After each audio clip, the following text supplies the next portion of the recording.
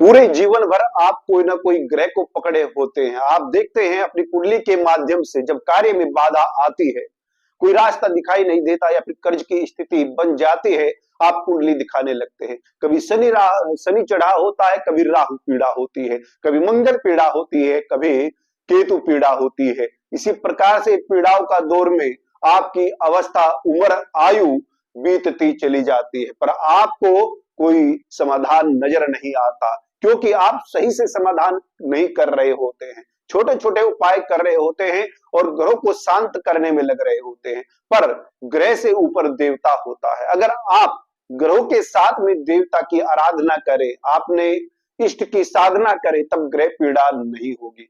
क्योंकि कहा, दुर्गा सप्तमी में कहा, ग्रह पीड़ाशि निवारणम, ग्रह पीड़ा का निवारण करने वाली मात्र शक्ति है, दुर्गा देवी है, मां बगलामुखी है। तो ग्रह पीड़ा हो, शत्रु बाधा हो, कोई भी पीड़ा हो, सब निवारण हो जाती है।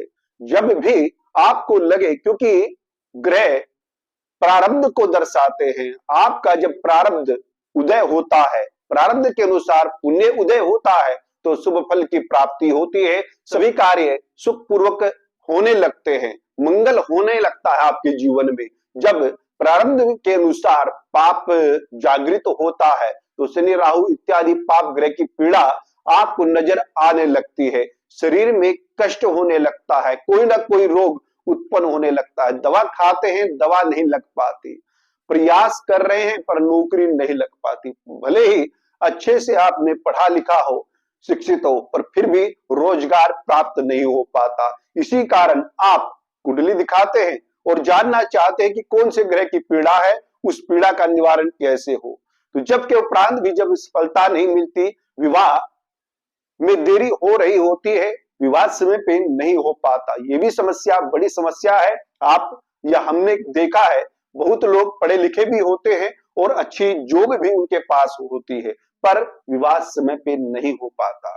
इसके लिए ग्रह को छोड़ करके आपको देवी की शरण में जाना चाहिए, क्योंकि कहा है, आराधिता से निर्णाम भोग स्वर्गाप वर्गदा, कि भोग और स्वर्ग की प्राप्ति के लिए, भोग मतलब भौतिक संसाधन, आपको वाहन की आवश्यकता है, आपको मकान की आवश्यकता है, आपको धन की आवश्यकता है, तो ये भोगों में आता है, जो भौतिक संसाधन है।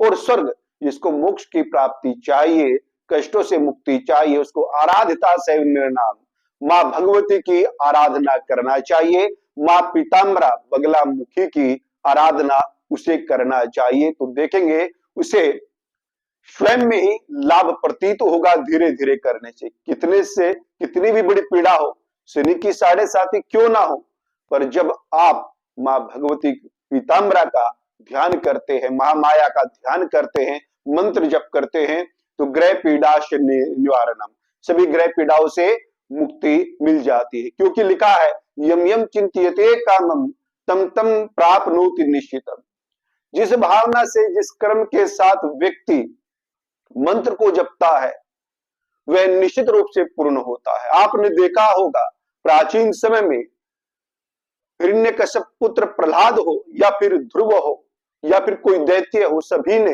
ग्रह शांति नहीं किया, सभी ने आराधना किया, सभी ने साधना किया देवी देवताओं की। तो आप ग्रह की पीड़ा पर इतना ध्यान ना देकर के नियमित दिनचर्या में जब आप किसी भी स्तोत्र पाठ को, या मां बगलामुखी के सतनाम स्तोत्र को, या मां बगलामुखी के मंत्र को जपने लगते हैं, तो ग्रह पीड़ा हो, शत्रु बाधा हो, कोई भी रोग पीड़ा हो, अपने आप समाप्त हो जाती है। तो प्रिय दर्शकों, आपको मां बगलामुखी के मंत्र को जपना चाहिए, ग्रह पीड़ा पर इतना ध्यान ना दे करके। उसके हाँ, छोटा मोटा दान उपाय आप करते रहे, ऐसा नहीं जिससे कि आपको एक तरीके से कह सकते लगेगा कि हाँ, हमने ग्रह की शांति किया है, पर साथ ही साथ आप साधना करते रहिए, क्योंकि कब कौन सा कष्ट आने वाला है आपको भी नहीं पता। जब कष्ट चल रहा होता है, जब कष्ट मध्य अवस्था में आप कष्ट के आ जाते हैं, फंस जाते हैं, तभी आप कुंडली दिखाते, तभी ग्रह पर विचार करते हैं। आप जब दिनचर्या में प्रतिदिन स्वयं साधना करेंगे, तो कब पाप ग्रह की दशा आपके ऊपर से गुजर गई, आपको पता भी नहीं चलेगा। वो पाप ग्रह की पीड़ा भी आपके लिए सुखदायक हो जाएगी। इसीलिए प्रतिदिन मां बगलामुखी के मंत्र और स्तोत्र का पाठ आपको करना चाहिए, मंत्र का जाप करना चाहिए। प्रिय दर्शकों, आज के लिए इतना ही।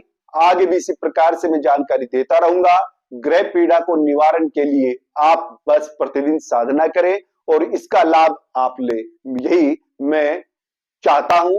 मेरी आशा है कि आप लोग सुखी रहें और आपको आपके जीवन में किसी प्रकार का कोई कष्ट ना आए। आज के लिए इतना ही। हमारे चैनल को सब्सक्राइब कीजिएगा, वीडियो को लाइक और शेयर कीजिएगा। नमस्कार, प्रणाम।